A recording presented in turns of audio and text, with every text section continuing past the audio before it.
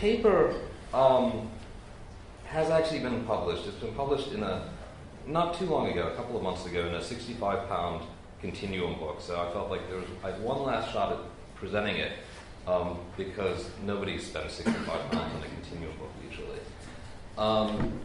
And it hasn't been uploaded onto AAAARG yet, probably. And the title is From Duration to Eternal Return, Deleuze's Readings of Bergson and Nietzsche. One of the most remarkable aspects of Deleuze's Bergsonism is its positive portrayal of two of Bergson's most controversial, and for many, weakest works, Duration and Simultaneity, and The Two Sources of Morality and Religion. The first text seems not only patently to misunderstand the implications of Einstein's special theory of relativity, but to amount to a regression of Bergson's thought back to his early work, Time and Free Will. The second seems to represent an aging Bergson's turn to mysticism and transcendence, although these already appear in the 1911 Huxley lecture that opens Mind Energy. Against such views, Deleuze contends that duration and simultaneity does not invoke a new psychologism, but instead challenges the physicist for confusing different types of multiplicity and continuing to treat time as the counting of instants. Bergson himself offering an alternative metaphysics that he believes modern physics needs. And Deleuze argues that the significance of Bergson's late work, The Two Sources, is that it demonstrates the process by which duration, as difference actualizing itself, underpins social and moral history. Both defenses accord with Deleuze's larger thesis that duration's structure of a virtual past contracted into an actual present and compelling time into an open future expresses a conception of internal difference, which Deleuze deploys explicitly against a Hegelian conception of internal difference as contradiction. Duration, of course, is at the center of Bergson's philosophical endeavors, and in the development of his thought, it comes to define both the separation and the connection of time and space, nature and memory, the closed systems of scientific inquiry, and the open systems of life and evolution that surpass scientific analysis. Deleuze's reconstruction of Bergson's thought makes clear that time, as a differentiation of difference that is more than the chronological passage of instants, is the foundation for all fields of becoming. Bergson and Deleuze, in this respect, clearly occupy the same terrain. Nevertheless, despite Bergson's presence throughout Deleuze's work, and against the many scholars who see Bergson as Deleuze's principal inspiration, the multiplicity and differentiation that characterize duration play only a limited role in Deleuze's philosophy of time. This is clear in the 1960s in Difference and Repetition, where duration is linked only to the second of three syntheses of time, and in the 1980s in Cinema 2, where Bergson all but vanishes once the chapter on the powers of the false is reached. In both cases, Nietzsche is the figure who replaces Bergson, and Eternal Return replaces duration, Deleuze holding that the latter concept only grounds time's chronological passage, whereas the former, the Eternal Return, effects time's ungrounding. This turn to Nietzsche is certainly not a Bergsonization of Nietzsche, as some have claimed. Rather, I would argue, Deleuze's early reading of Bergson, as I hope will become clear, is more an attempt to introduce into Bergson's thoughts themes that find a proper home only in Nietzsche. In this way, Deleuze's turn to Nietzsche, I would argue, represents a fundamental break with key features of Bergson's thought. The priority of the pure past, which Deleuze argues implies a continuing form of transcendence, the thesis of continuity, which in Bergson sustains a revised concept of the ego, and the way the new emerges in time. These are themes Bergson tries to sustain when, after posing an absolute separation between time, which he associates with quality, and space, which he associates with quantity, in his initial formulation of duration and time and free will, he, Bergson again, seeks in later works a rapprochement between quantity and quality, and between philosophy and science. Deleuze opposes Bergson on all of these points by theorizing an intensive discontinuity, and while Deleuze's early writings try to read this discontinuity into Bergson's own thought, Deleuze himself clearly abandons the attempt shortly afterwards, writing in Difference and Repetition that Bergson's critique of intensive quantity, quote, seems unconvincing. From this point onwards, Bergson, I would say, assumes no more than a middle position within Deleuze's ontology of time, and Deleuze never returns in a serious way either to duration and simultaneity or to the two sources. The turn to Nietzsche, will have profound consequences for Deleuze's reflection of time, philosophy, and science, but also for the relationship he draws between time and the self.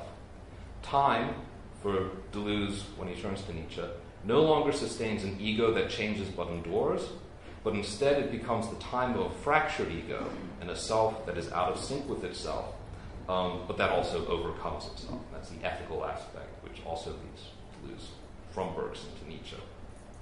In Deleuze's final conception of time, the endurance of the ego is only an appearance, albeit a necessary one for the emergence of the new. So the thesis I'm going to try and show is that the kinds of continuity that Bergson argues are indispensable for an understanding of time, and against which he tries to challenge the physicists and others by saying they've divided up time.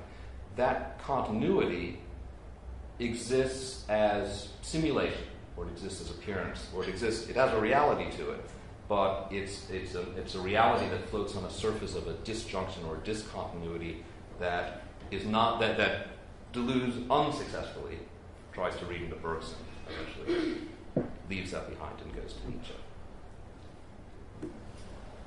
So, to Bergson first. Time and Free Will opens with a critique of the concept of intensive quantity, defined as quantity that, quote, these are Bergson quotes, while admitting of no measure, can nevertheless be said that it is greater or less than another intensity, end quote. Bergson holds this idea to be self-contradictory, since, quote, as soon as the thing is acknowledged to be capable of increase or decrease, it seems natural to ask by how much it decreases and how much it increases. Bergson therefore maintains that all conscious states that may appear to relate to one another in terms of more and less are in fact qualitatively different in kind. This forms the prelude to Bergson's presentation of duration as a continuous succession of distinct but interpenetrating qualitative states, one that appears discontinuous and quantitative only when time's qualitative character is abstracted away and it is symbolically represented in space, thereby becoming extended, divisible, and hence numerable. The illusion of quantity easily arises through the way the self relates to the extended external world, which allows quantitative change associated with bodily experiences to be linked to inner states, ultimately to the point where the two become confused, and the error is consolidated by language and the way extensity is introduced into inner life in order to designate inner states. So for Bergson, it's precisely because duration, which is an inner experience, time is the inner form of experience, relates to the external world. It's the external world which gives us quantity, which then gets fed into us. And then language kind of seals that error of thinking that our internal states are quantitative, because language divides things up through substances, through nouns, essentially. The error is consolidated by language and the way extensity is introduced into inner life in order to designate inner states. The ego is the linchpin of these two orders. Its substantiality is never in doubt for Bergson, but he believes its form has been frequently misunderstood. Contacting the extended world at its surface, the ego's true nature, Bergson argues, is found not in space, but in time. Quote, pure duration is the form which succession of our conscious states assumes when the ego lets itself live, when it refrains from separating its present state from its former states, end quote. The error for Bergson of psychological association lies in separating the ego from its states, conceiving of the former as an indifferent thread holding together a discrete multiplicity of the latter, and, quote, thus substituting the symbol of the ego for the ego itself. In contrast, Bergson argues, the concrete ego is something that both changes and endures. That's the whole idea of duration, is it changes without passing away. I mean, that's the definition, the fundamental definition of duration in Bergson. And that's the whole point, that a spatialized notion of time, what goes into the past just passes away. So the whole retention of the past in the present is the way something changes without passing away. Now, Bergson insists on the absolute separation of these two worlds, of the inner and the outer, of the qualitative and quantitative, of time and space. Quote, the fact that there is no point of contact between the unextended and the extended, the fact is, that there is no point of contact between the unextended and the extended, between quality and quantity. Also, quote, if magnitude outside you is never intensive, intensity within you is never magnitude. Inner life in its intensity, duration, and freedom, can be ascertained only by ridding it of erroneous forms of extensity. That's Bergson's key idea. That's what he's trying to work out in Time and Free Will, how we can describe, deal with the inert states without invoking extensity. But this insistence takes Bergson into a series of quandaries. He maintains that only the ego endures, that the only duration existing outside of us is the present moment, but he must then treat the undeniable perception of external change as something mysterious. Quote, "We must not say of that external things endure, but rather that there is in them some inexplicable reason, in virtue of which we cannot examine them at successive moments of our duration without observing that they have changed." End quote. And Bergson can only gesture towards the deep psychic life that his absolute separation requires. He writes, "Certain states of the soul seem to us, rightly or wrongly, to be self-sufficient, such as deep joy or sorrow, or reflective passion, or an aesthetic emotion. Pure intensity ought to be more easily definable in these simple cases where no extensive element seems to be involved." That's all he can say, is that they seem to be intensive without any kind of extensity, quantification, division, and so forth. Unsurprisingly, though, the articulations Bergson attempts to give of these self-sufficient inner states carry seemingly ineliminable elements of extensity and magnitude. He asserts that aesthetic feelings of beauty and moral feelings of pain go through a series of qualitative changes, as though their progress did not involve and perhaps depend upon, say, physical sensations such as the empty feeling in the pit of the stomach right from the start. Yet he admits, by the conclusion of his discussion on these changes, quote, "There is hardly any passion or desire, any joy or sorrow, which is not accompanied by physical symptoms, and where these symptoms occur, they probably count for something in the estimation of intensities." So the intensities are already extensive, they're already physical, they're already extended, and so forth.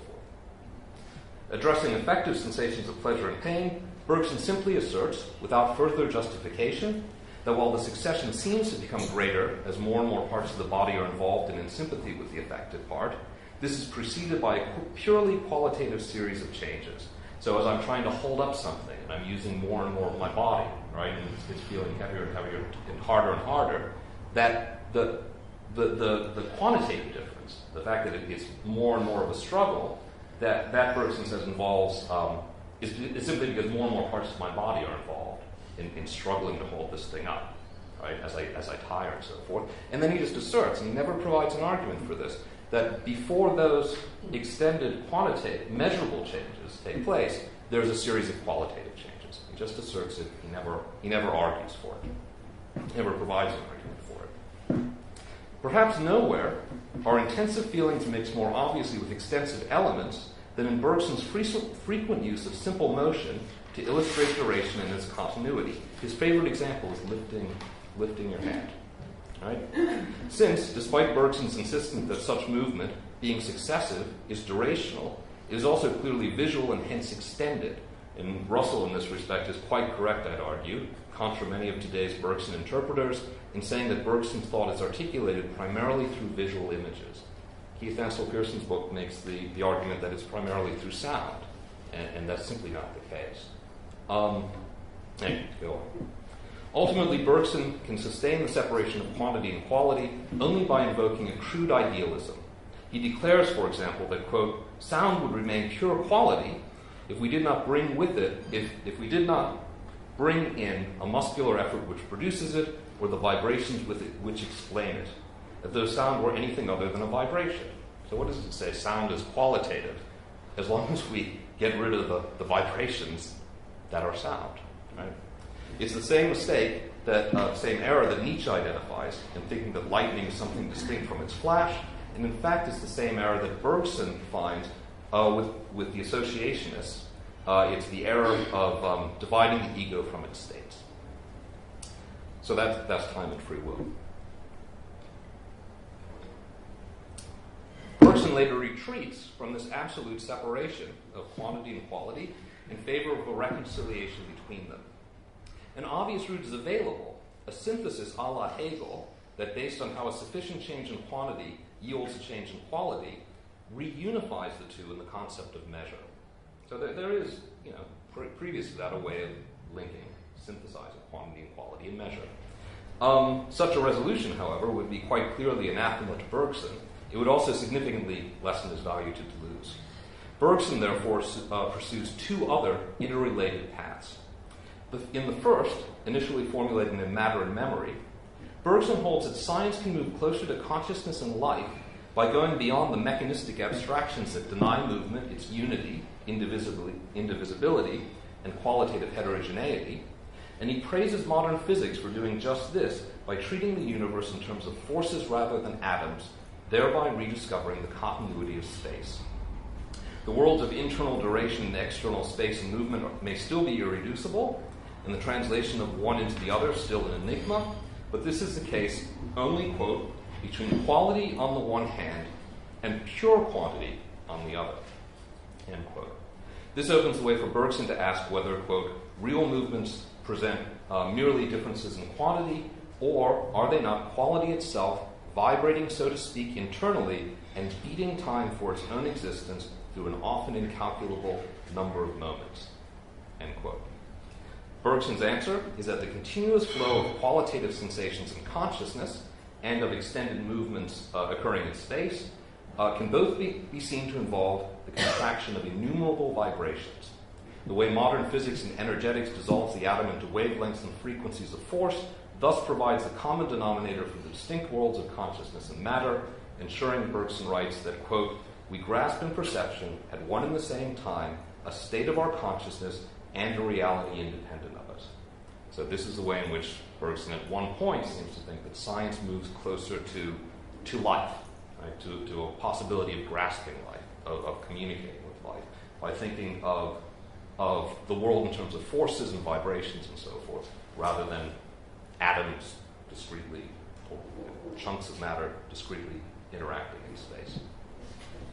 Yet Bergson knows that modern physics does not abandon quantity. Indeed, these vibrations, which he holds to be innumerable, continuous, and qualitative, are characterized by alternation and hence discontinuity, and are constantly being quantified. In principle, they must be numerable, since they demonstrate that there are, quote, beneath the apparent heterogeneity of sensible qualities, homogeneous elements which lend themselves to calculation, end quote.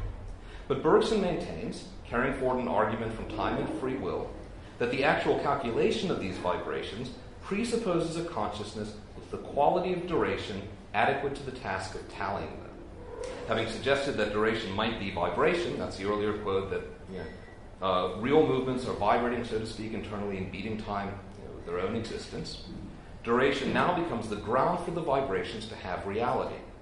To say that light waves vibrate 400 billion times a second, an alternation that cannot be grasped by our own lived duration, means that either there must be a real consciousness able to grasp this in a single intuition, with the same ease at which we count the ringing of clock bells, or we must dismiss the number as a fiction given to us by a still too quantitative science. Matter and Memory affirms the first possibility with the idea of multiple rhythms of duration. That's the one that all the Bergson scholars love to quote, the idea of multiple levels of duration. Whereas the duration and simultaneity dismisses it. That's why duration and simultaneity is oftentimes seen as a regression back to time and free will. In that text, Bergson is left to argue that the physicist's vibrations and reciprocal forces are merely, quote, interposed human conventions, and that Peter on Earth and Paul in his spaceship traveling near the speed of light will in fact age at the same rate, even if each will seem to age differently from the other's perspective. So that's the idea, is that the physicist says that the spaceship moving at the speed of light, the person on the spaceship will age much slower than the person on Earth, and Bergson says that their durations will be the same because they're human beings. And all human beings, he asserts, have the same pace of duration. So it's impossible to say that one will age faster or slower than the other. It's simply a matter of their perspectives, of their different frames of reference. Right? And then, of course, we all know Einstein tells him off, and then he doesn't want the book published again. So, in any event, while Bergson may seem to contradict himself in the two texts, in Matter and Memory and duration and simultaneity, the different conclusions, and this is the point, are based on the same principle that quality and consciousness must have priority over quantity and measurement. the affirmation or rejection of constitutive vibrations, and of the existence of different paces of duration all rest on claims that reality is fundamentally qualitative and that quantity is only an abstract and external view of this qualitative world. So the thing he really denies against Hegel is the idea that you could internally negate quality into quantity. He wants to say that quantity is necessarily external to quality. So he reinvokes that same division, the absolute separation of quantity and quality, by basically saying that no matter how you mix them, you could mix them, but quality always comes first. Okay? The same priority of quality over quantity also governs Bergson's other proposed resolution. This one is prefigured in Matter and Memory, where Bergson suggests that, quote, the interval between quantity and quality might be lessened by considerations of tension. It continues in the introduction to Metaphysics, where the diversity of durations is considered in terms of compression and dilation, and it reaches full articulation in creative evolution, where Bergson distinguishes consciousness and matter by how tightly they compact durational succession. Duration, this is in creative evolution, now infuses both matter and spirit, but the two are defined by opposing tendencies. Spirit compressing the past into the present in order to explode in creative evolution, and matter relaxing this compression and coagulating into the relatively inert substances that are susceptible to quantitative scientific analysis. Thus, Bergson writes, physics is simply psychics inverted. Nevertheless, the primary tendency is spiritual and hence qualitative, Bergson portraying the relationship between spirit and matter in terms of a jet stream thrown into the air, with droplets forming through condensation falling back to the earth, though these droplets are still pressed upwards by the continuous force of the uncondensed part of the jet stream. If you've ever been to Geneva, the only interesting thing to look at in Geneva is Le Jet, right? Some of you have been to Geneva, right? I'd go to YouTube it. Anyway, it's really interesting, but it's the several hundred foot high steam jet. Right? You can see the droplets starting to form. It's the same sort of image. And time is the thrust. Duration, I should say, is the thrust. And the matter is the coagulation of that jet stream. Okay. The evolution of living species, Bergson declares, represents what subsists of the primitive direction of the original jet and of an impulsion which continues itself in a direction the inverse of materiality, end quote.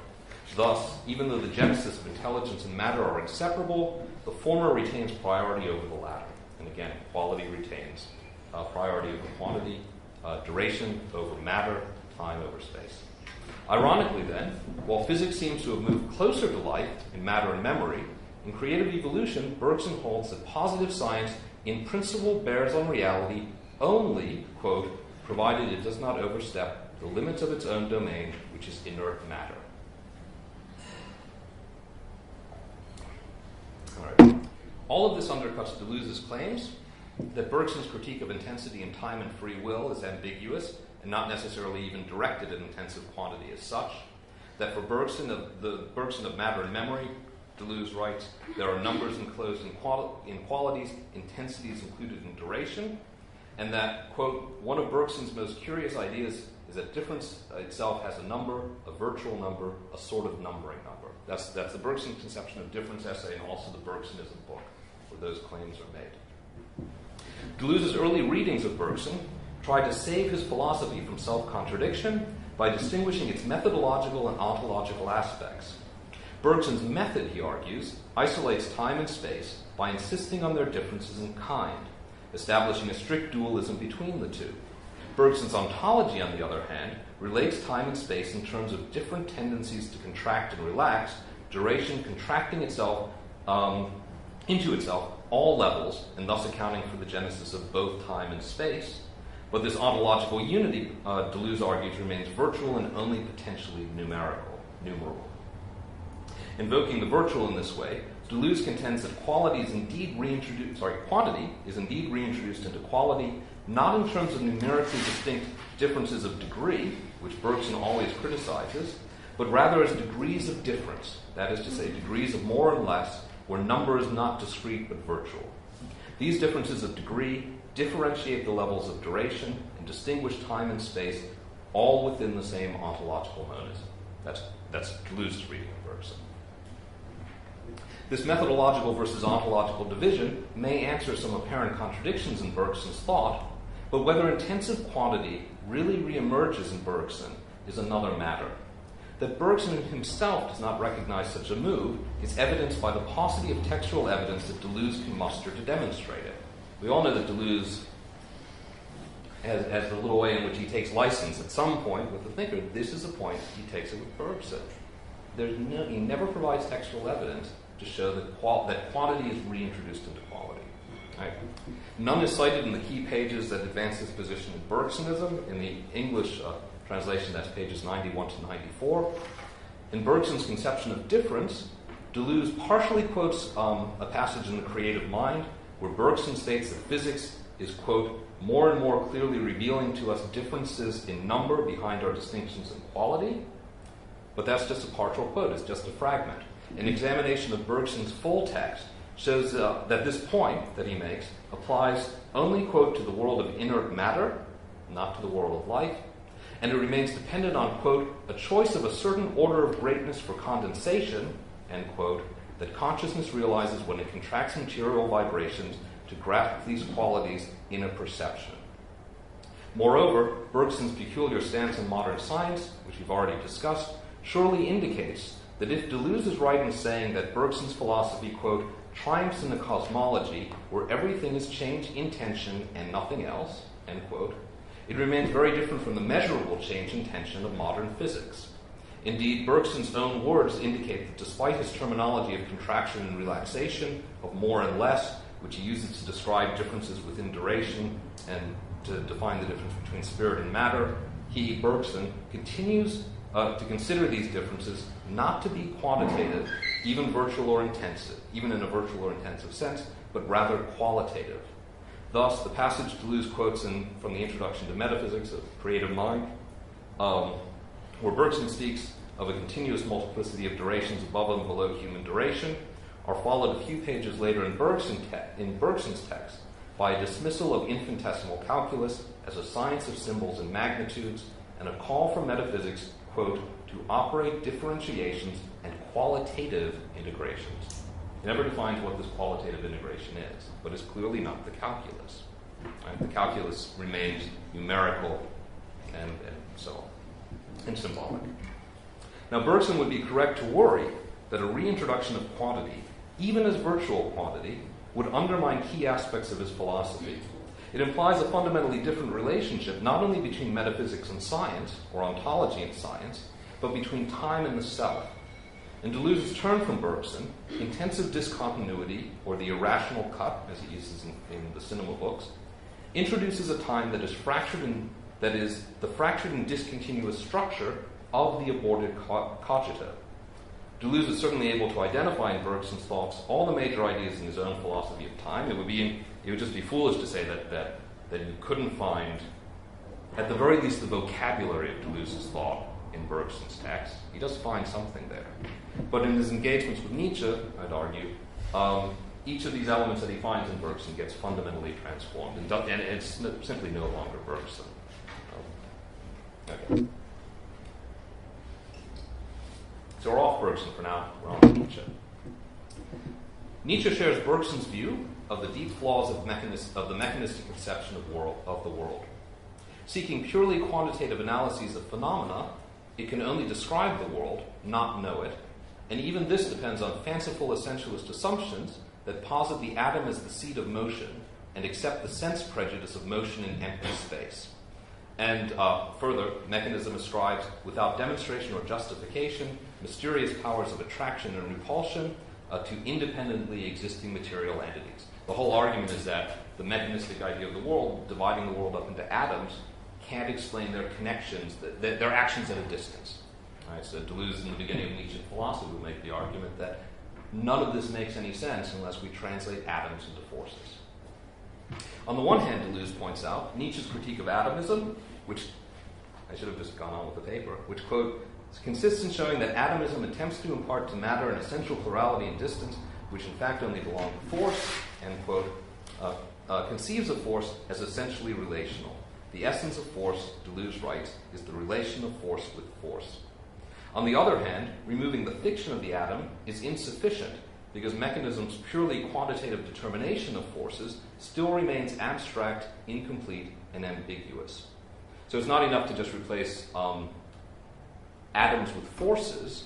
You also have to replace the mechanistic understanding of how those forces are quantifiable, essentially. Because the mechanistic quantification of forces remains itself abstract. Nietzsche thus maintains that the physicist's victorious conception of force still needs to be completed through the introduction of what he calls the will to power. Despite general similarities, this will to power differs in fundamental respects from Bergson's supplementary driving force of duration, the élan vital. So mechanism, you could reconceive mechanism in terms of forces rather than atoms, but you would still need to rethink the ways, the quantitative aspect of those force relations, because mechanism still sees those in terms of an abstract conception of quantity. And the only way to do this, Nietzsche will say, is to introduce the notion of drive, which is will to power, which we'll see here. Nietzsche parallels Bergson in holding that, quote, in a purely quantitative world, everything will be dead, stiff, motionless. Nonetheless, this is only the beginning of what Deleuze shows to be an extensive rethinking by Nietzsche of quantity and quality. Mechanistic theory holds that all qualities perceived by the senses are reducible to quantitative formulae. Yet on the one hand, this is a Nietzsche quote, everything for which knowledge makes any sense refers to the domain of reckoning, weighing, measuring, to the domain of quantity, while all of our sensations of value, i.e. simply our sensations, adhere precisely to qualities, end quote. On the other hand, Nietzsche writes, quote, we need unities in order to be able to reckon. That does not mean we must suppose that such unities exist, end quote. Now, while mechanism correctly locates knowledge and quantity, through its uncritical assumptions of the unity of the atom, it reduces quality directly to quantity and establishes an absolute division between knowledge, that which can be objectively quantified, and value, which is seen as the subjective interpretation or assessment of this purportedly objective reality. So in the first place, mechanism will reduce quality to quantity by saying the color red is light waves vibrating at a certain frequency as opposed to the color blue. All qualities will be reduced to quantity in that respect. On the other side, mechanism, by doing this, will find a way of distinguishing, separating value and knowledge. So knowledge will become what's quantifiable. Value will just become subjective. It will become the subjective interpretation of this quantitative reality where all qualities are reduced to quantities. Now, but it's all based on an abstraction. It's the abstraction of the unit. Units enable counting and quantification and calculation, but they also abstract away constitutive relations. Thus, on the level at which no unities or things pre-exist their relations, quantity cannot be a number, but only a relation. As Deleuze declares, quote, quantity itself is therefore inseparable from difference in quantity, end quote. This difference in quantity is intensive. It's an ordinal relation of more or less. Nietzsche calls it an order of rank, which is also an order of power, of strength and weakness. Strength and weakness are always relative terms. They're always relative to each other. There's only strength in relation to weakness and so forth. But it's ordinal, right? And it's quantitative, Nietzsche will argue, without being measured by a fixed scale. Right? There's no way in which, at this point, we're talking about you're 5 times stronger than me, or anything like that. That we can talk about strength and weakness, but not yet in terms of those kinds of discrete quantitative numerical ways of thinking, right? Because otherwise, you could think of them in terms of equality, right? You might be 5 times stronger than me, but if I put on 5 times more muscle power, then we're equally strong. And that's the whole point. Nietzsche says that's the abstraction, is to try and think of these differences of power in terms of equality, right? So the difference in quantity is intensive. It's an ordinal relation of more and less. It's an order of rank. And as an intensive difference, it cannot be measured along a fixed numerical scale that could reduce differences of forces to equality. So as Deleuze maintains, to dream of 2 equal forces is of course an approximate dream, a statistical dream in which the living is submerged, but which chemistry dispels. What is thereby given to the senses Nietzsche would argue, and only later organized into numerically distinct and measurable unities are the affects of this difference in quantity. So we get rid of units. At a concrete level, we only have relations.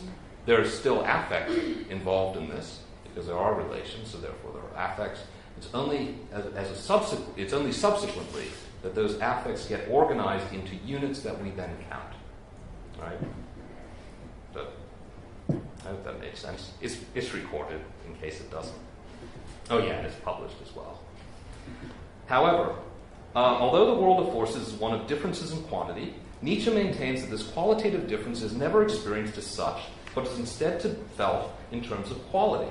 Quote, our knowing limits itself to establishing quantities, but we cannot help feeling these differences in quantity as qualities. We sense bigness and smallness in relation to our conditions of existence. With regards to making possible our existence, we sense even relations between magnitudes as qualities. End quote. Deleuze thus holds that quality is, quote, distinct from quantity because it is that aspect of quantity that cannot be equalized out in the differences between quantities.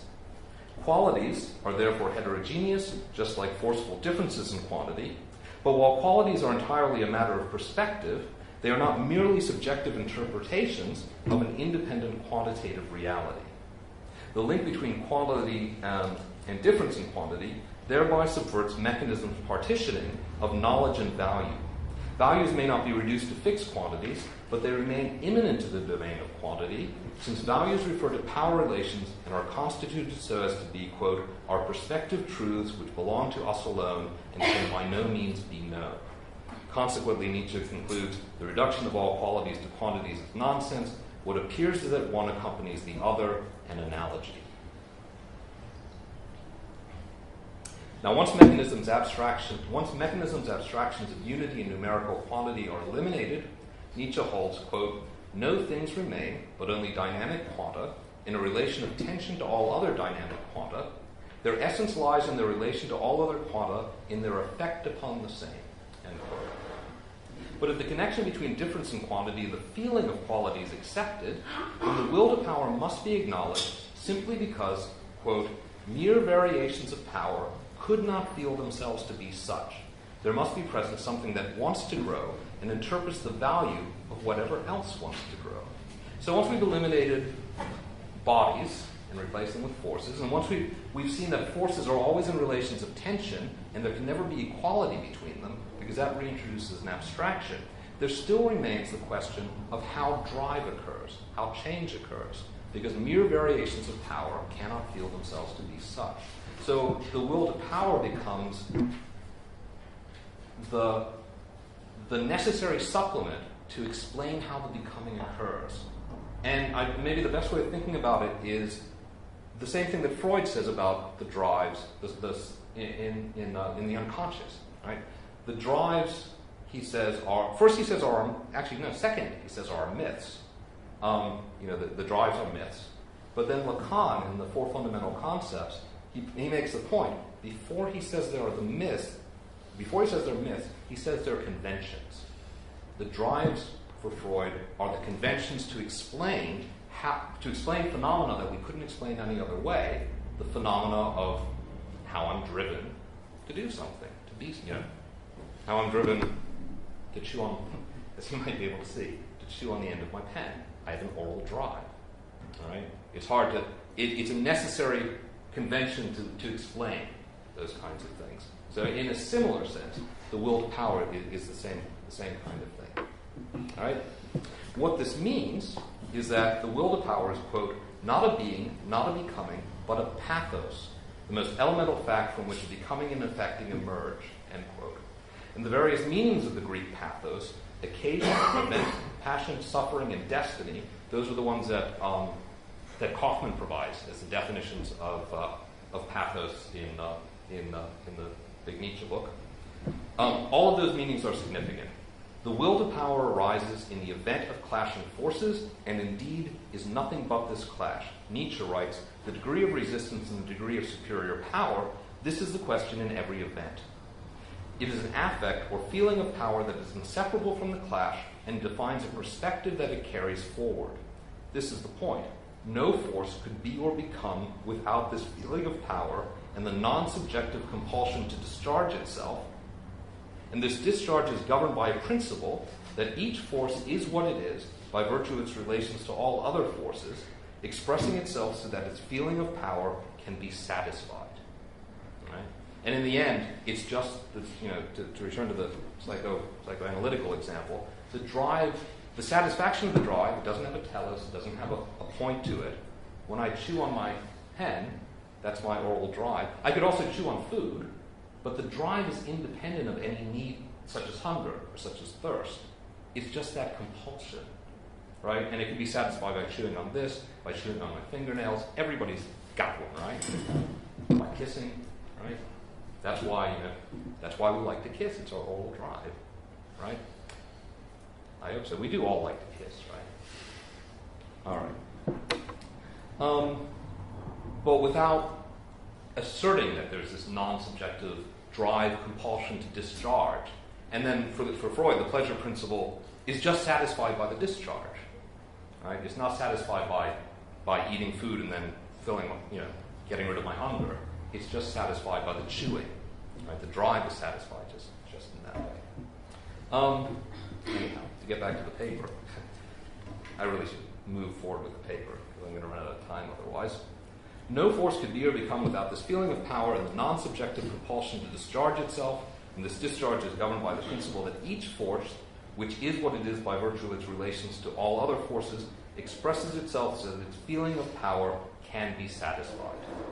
Right? My oral drives, when they express themselves, they attain a satisfaction which is nothing other than the satisfaction of being discharged.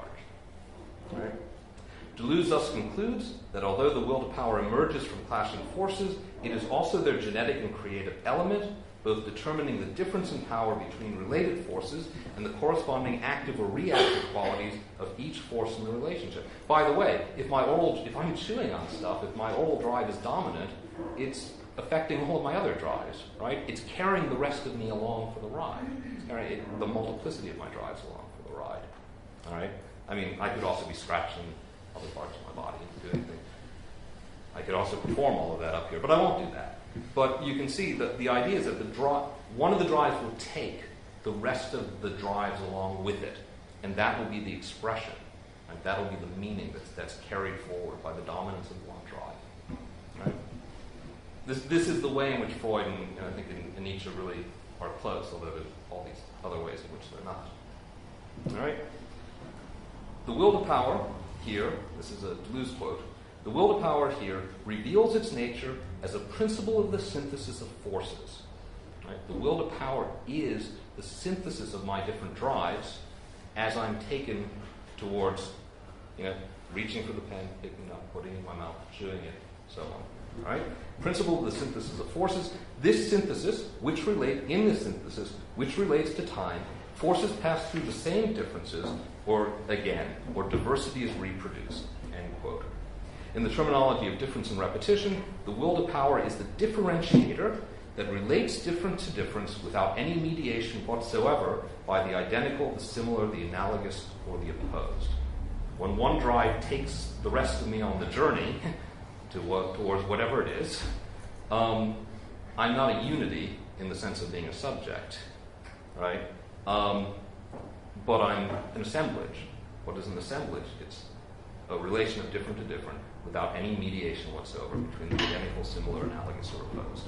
So that's why the will to power is the dark precursor, a difference in itself or a difference of the second degree which relates heterogeneous systems and completely disparate things. My drives are always disparate things. They don't work in any kind of pre-established harmony. It is this discontinuity which cannot be found in Bergson nor in Deleuze's reading of Bergson. Talked a lot about Freud and forgot about Bergson. The language of synthesis appears in both Bergson and Deleuze, and in Deleuze's early Bergson text, but only negatively. Duration, Bergson maintains, is not a synthesis. That's very important. It's not a synthesis of unity and multiplicity, even if it is both a unity and multiplicity. Right? He's very insistent on this, Bergson is. Duration is not a synthesis. Synthesis, he argues, constitutes number and motion, but it depends on duration, even though it also engenders the confusion between duration and space. But Deleuze does eventually adopt in a positive way the language of synthesis, and he links it to duration, holding duration to be the second of two passive syntheses of time. By the way, there are only two passive syntheses of time. Third synthesis of time is never called passive. The word passive is never attached to it. Okay. It is passive, the second synthesis is passive because in it, quote, time is subjective, but in relation to the subjectivity of a passive subject. This is what marks its inadequacy, though. Deleuze holds that a concrete synthesis is one that has to be conceived in terms of disjunction. The whole question, Deleuze states, quote, is to know under what conditions disjunction can become a veritable synthesis. But it must therefore be a synthesis that by dissolving the subject is neither active nor passive. That's the third synthesis. It's neither active nor passive because we're not talking about a subject anymore, which could be either active or passive. The significance of the will to power in this respect is that it is a drive. Its drive is one of overcoming, such that even its negative and ultimately, such that even in its negative form, it ultimately surpasses itself. Even if only the negative will to power is knowable, in essence, its essence, Deleuze argues, is found in an affirmative will to power that exceeds it. So even the negative will to power overcomes itself.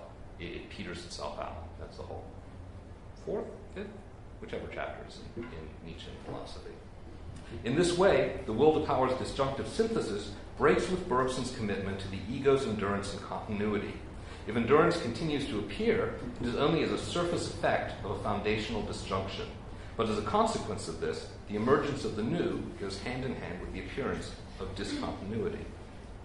How much time do I have? I got 15 minutes? You started 10 minutes later. Oh, I'll have no problem finishing this. Okay, I'm happy. All right, I might even be able to get in more tangential references to chewing on pens or other things. So, the last section is the section on Deleuze and time. Deleuze's first, and we'll get back into psychoanalysis again, which is kind of useful because Oedipus King is posted there. Deleuze's first break with Bergson is therefore to treat time as a synthesis. He associates a first passive synthesis with Hume, one that connects successive independent instants into a line of time without which the active powers of memory, recall, and intellect would not be possible. The first synthesis is analogous, Deleuze notes, to the synthesis of time that for Bergson constitutes number and motion but leads to the erroneous spatialization of time. And like Bergson, Deleuze holds that this first synthesis depends on duration, arguing that it cannot account for the passage of the present and thus for the flow of time. So the transition from the first to the second synthesis, the first synthesis establishes a line of time but can't explain its flow. Right?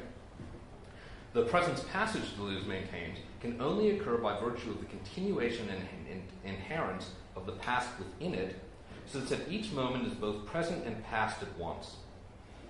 Deleuze writes, no present would ever pass if it were not passed at the same time as it was present. End quote. By the way, James's book is excellent for explaining this. There's some really wonderful illustrations and images of just exactly the quandaries which are caught up in with how the past could possibly move, and how, the present could possibly move, and how it could only pass if it was already passed, but it's passed in a virtual sense.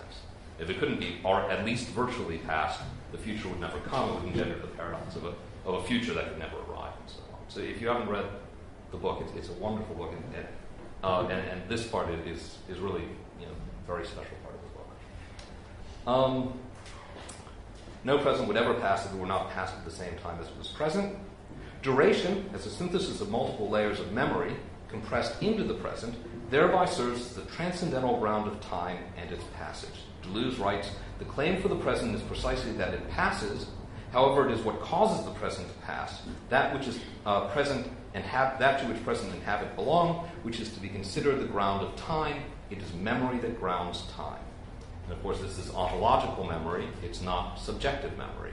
Right? It's the way in which the past is somehow always recorded. It endures. Right? That it passes. It changes without ceasing to be. It changes without passing away.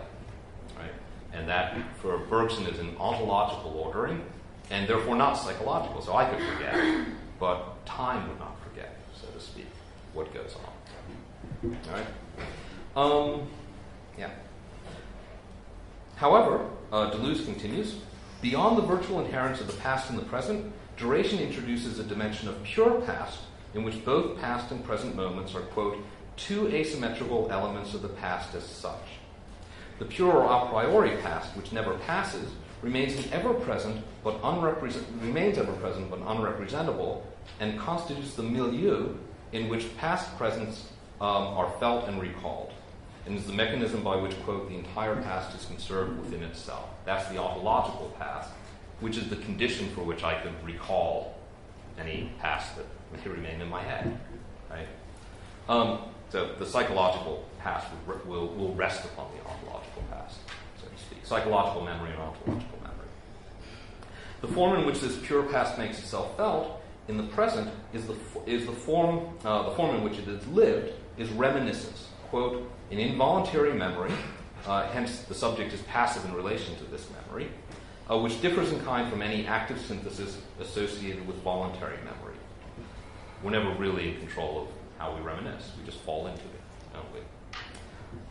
Although it is here, Deleuze says, that Proust intervenes, taking up the baton from Bergson, comparable ideas are certainly to be found in the accounts of pure memory and matter in memory, and the creative emotion of dynamic religion in the two sources of morality and religion.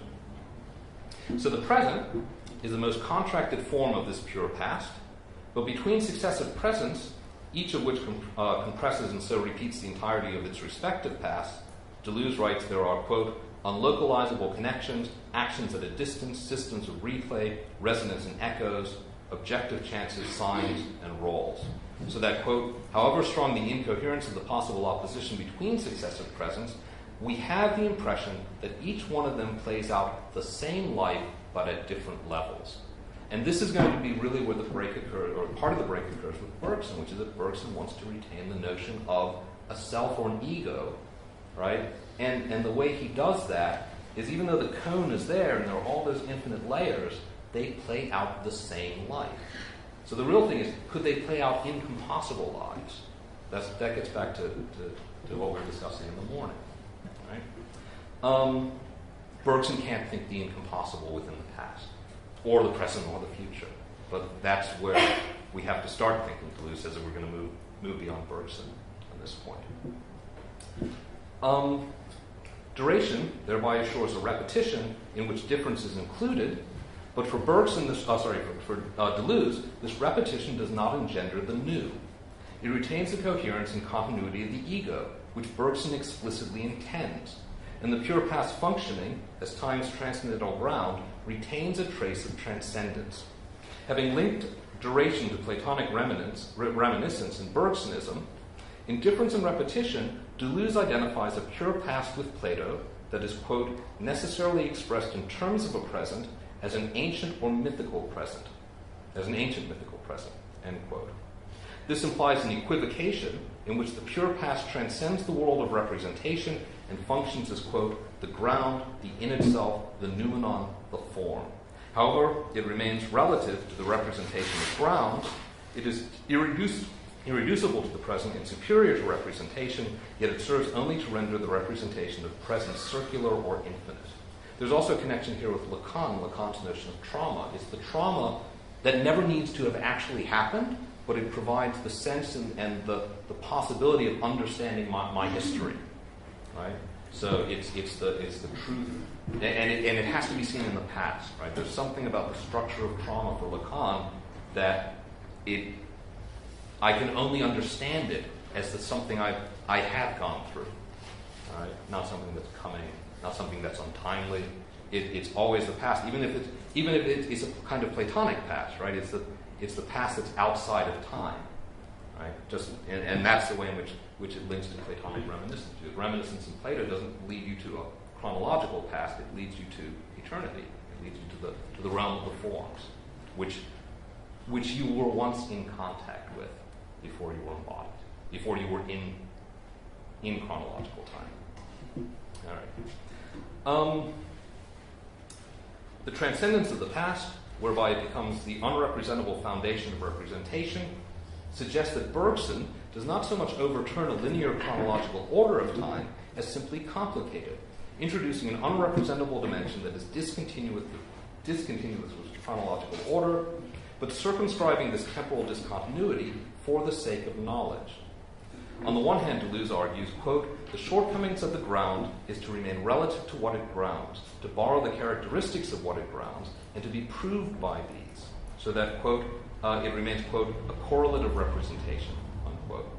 On the other hand, to the degree to which the pure past remains related to the actual present, so the actual past and present moments, it lacks a synthetic connection to them, which allows it to assume a transcendent status. Despite his rejection of a static being beyond the physical world, Bergson nevertheless duplicates this Platonic gesture by holding that intuition of the past that never was present provides a mechanism for grasping the absolute. And you really do have to look at that. Bergson will criticize science all the time, but he still loves knowledge. And that's his one kind of compliment to science, is that it seeks truth in a very kind of traditional sense, a kind of traditional metaphysical sense. The kind that's bad. Right? By contrast to this, the third synthesis of time, understood as eternal return, fractures both time and the self that exists within it. Deleuze introduces it through Kant's insistence against Descartes that the cogito self-determination as a thinking thing must take place within time, requiring it to be apprehended as the effect of some prior cause. As a result, the cogito spontaneity of thought can be understood, quote, only as the affectation of a passive self which experiences its own thought, its own intelligence, that by virtue of which it can say I, being exercised in it and upon it, but not by it. Or as Nietzsche declares, a thought comes when it wishes, not when I wish, so that it's a falsification of the facts of the case to say that the subject I is the precondition of the predicate think. Right? I think, and yet I don't, because it's a thought that comes to me. Right? So it's a mistake to think that I am the one who's actually thinking. If that makes any sense. Yeah.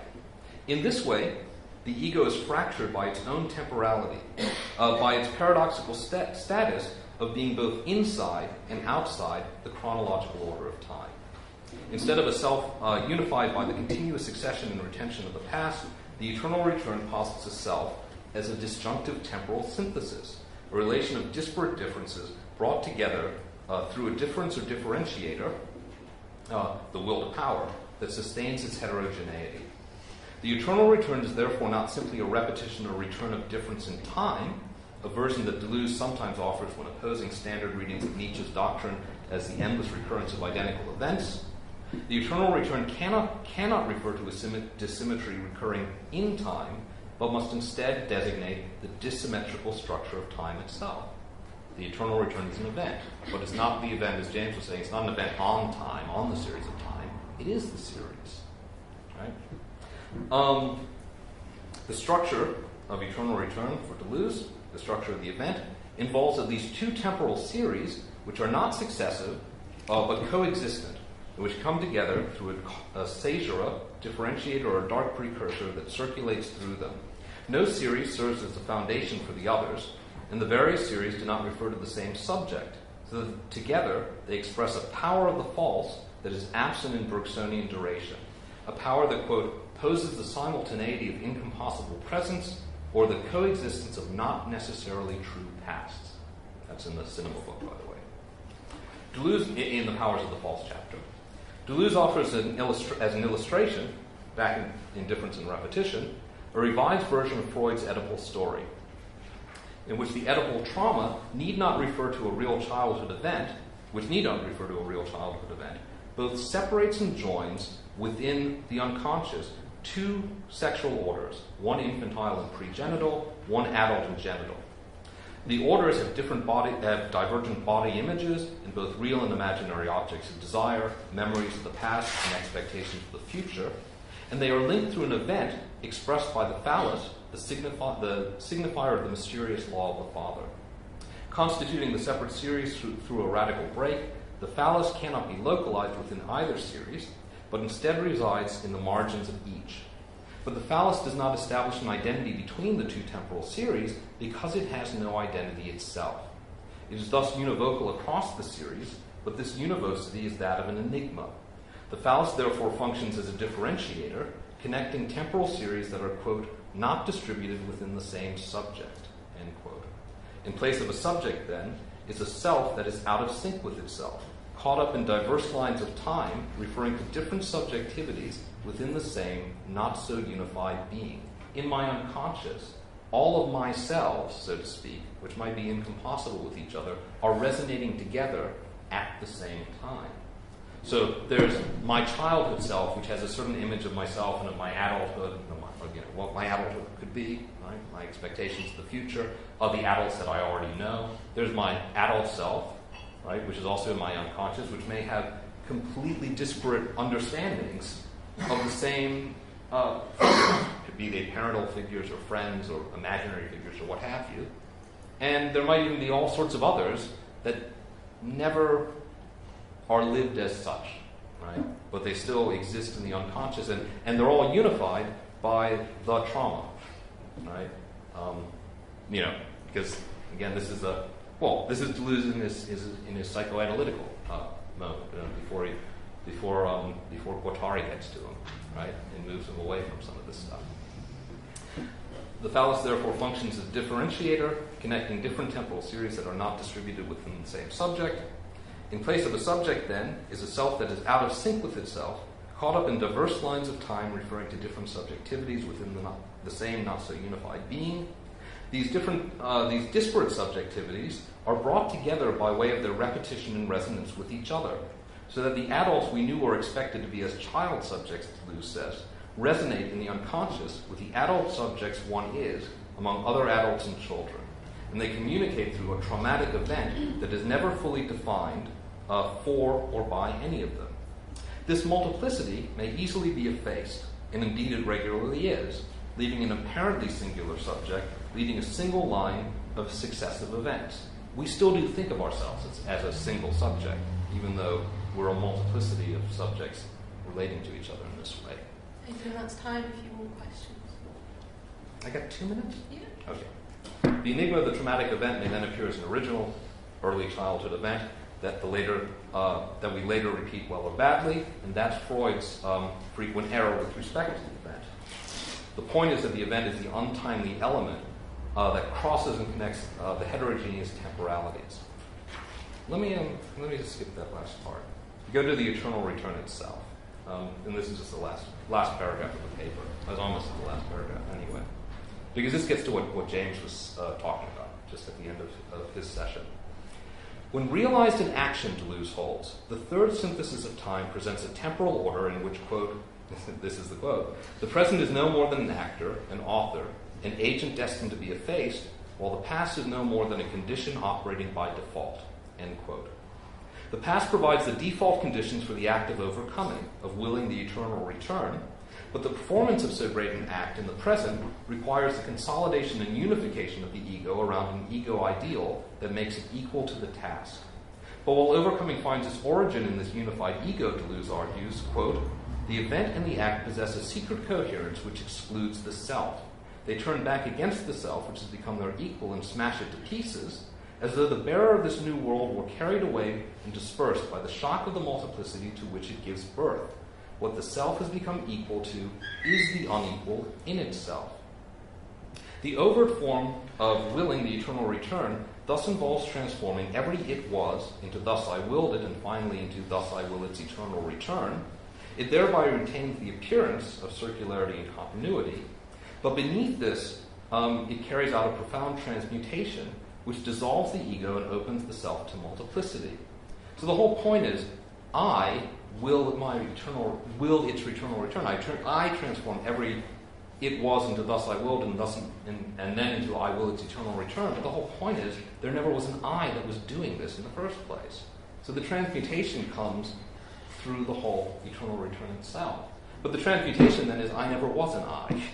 If that makes sense. I only thought I was an I. I somehow acted as though I was an I. There's a Kantian moment. I'm not an I, but I must act as if I can, as if I am, in order to overcome. So beneath it carries out this profound mutation. It dissolves the ego and opens the self to multiplicity. In this way, the eternal return institutes a creativity, realized in thinking in the thought of eternal return, that makes possible a break with the past. It's only by overcoming that I break with the past. In the end, therefore, and in contrast to duration, the eternal return concerns only the future, and the repetition it engenders is always a multiplicity that exceeds the forces that engender it. There's a whiff of Platonism in Bergson that is found in the transcendental memory that grounds duration. But in contrast to this, the novelty of becoming that Deleuze takes from Nietzsche is one that is necessarily located in the future. Novelty enters the self, it enters time, it enters history, only from the future. And even where actual time and actual history and our actual lives seem to be a mundane continuity, the event of novelty is nevertheless created. And that's the point. In turning to Nietzsche, Deleuze finds with the eternal return, understood as the structure of time, the guarantor of this kind of novelty, the guarantor of the way in which the future transmutes both the past and the present and itself. Thanks.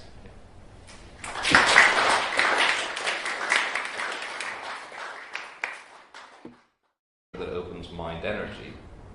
Against such views, Deleuze contends that duration and simultaneity does not invoke a new psychologism, but instead challenges the physicist for confusing different types of multiplicity and continuing to treat time as the counting of instants. Bergson himself offering an alternative metaphysics that he believes modern physics needs.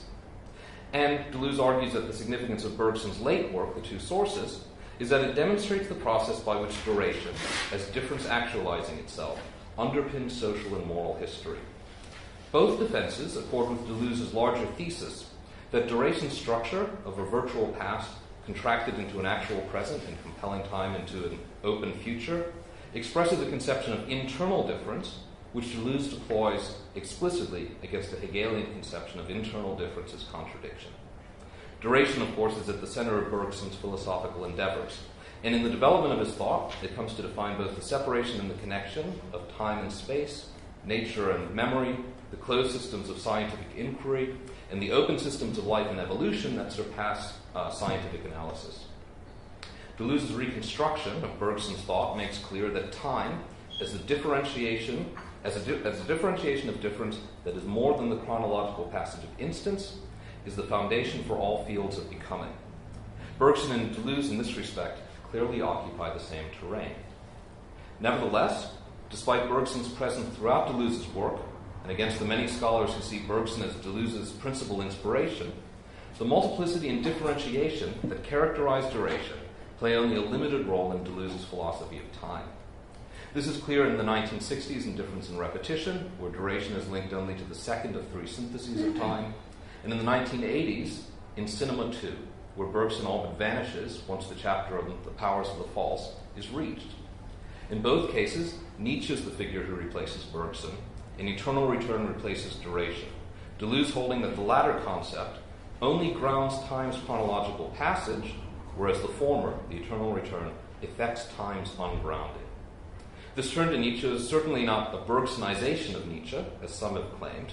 Rather, I would argue, Deleuze's early reading of Bergson, as I hope will become clear, is more an attempt to introduce into Bergson's thoughts themes that find a proper home only in Nietzsche. In this way, Deleuze's turn to Nietzsche, I would argue, represents a fundamental break with key features of Bergson's thought: the priority of the pure past, which Deleuze argues implies a continuing form of transcendence, the thesis of continuity, which in Bergson sustains a revised concept of the ego, and the way the new emerges in time. These are themes Bergson tries to sustain when, after posing an absolute separation between time, which he associates with quality, and space, which he associates with quantity, in his initial formulation of duration and time and free will, he, Bergson again, seeks in later works a rapprochement between quantity and quality, and between philosophy and science. Deleuze opposes Bergson on all of these points by theorizing an intensive discontinuity, and while Deleuze's early writings try to read this discontinuity into Bergson's own thought, Deleuze himself clearly abandons the attempt shortly afterwards, writing in Difference and Repetition that Bergson's critique of intensive quantity, quote, seems unconvincing. From this point onwards, Bergson, I would say, assumes no more than a middle position within Deleuze's ontology of time, and Deleuze never returns in a serious way either to duration and simultaneity or to the two sources. The turn to Nietzsche will have profound consequences for Deleuze's reflection of time, philosophy, and science, but also for the relationship he draws between time and the self. Time, for Deleuze, when he turns to Nietzsche, no longer sustains an ego that changes but endures, but instead it becomes the time of a fractured ego and a self that is out of sync with itself, but that also overcomes itself. And that's the ethical aspect, which also leads Deleuze from Bergson to Nietzsche. In Deleuze's final conception of time, the endurance of the ego is only an appearance, albeit a necessary one for the emergence of the new. So the thesis I'm going to try and show is that the kinds of continuity that Bergson argues are indispensable for an understanding of time, and against which he tries to challenge the physicists and others by saying they've divided up time. That continuity exists as simulation, or it exists as appearance, or it has a reality to it, but it's a reality that floats on the surface of a disjunction or discontinuity that is not that Deleuze unsuccessfully tries to read into Bergson, eventually leaves that behind and goes to Nietzsche. So, to Bergson first.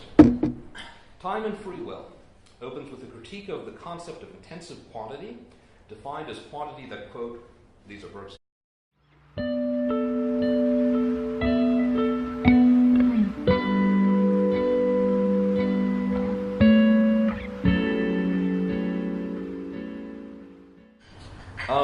This paper has actually been published. It's been published not too long ago, a couple of months ago, in a 65-pound continuum book. So I felt like I had one last shot at presenting it because nobody spends 65 pounds on a continuum book usually.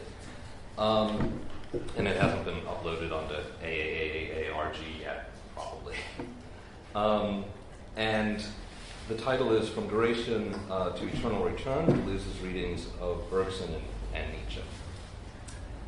One of the most remarkable aspects of Deleuze's Bergsonism is its positive portrayal of two of Bergson's most controversial, and for many, weakest works, Duration and Simultaneity, and the two sources of morality and religion. The first text seems not only patently to misunderstand the implications of Einstein's special theory of relativity, but to amount to a regression of Bergson's thought back to his early work, Time and Free Will. The second seems to represent an aging Bergson's turn to mysticism and transcendence, although these already appear in the 1911 Huxley lecture,